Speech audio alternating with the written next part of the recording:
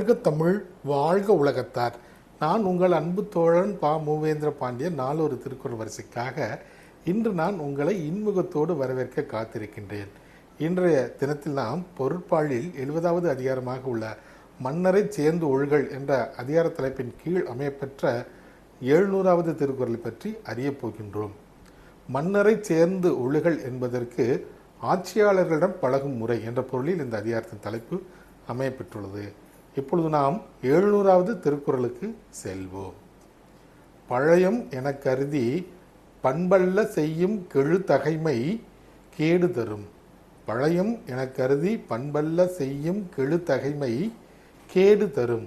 இத்திருக்குறளுக்கான பொருள் என்னவென்பதை இப்போது நாம் தெளிவடைவோம். அரசரிடம் நீண்ட நாள் பழக்கத்தில் இருக்கிறோம் என்பதற்காக தீயவற்றை செய்ய முற்பட்டால் அது அவருக்கு கேடாக முடியும் என்பது இத்திருக்குறளுக்கான பொருளாகும்.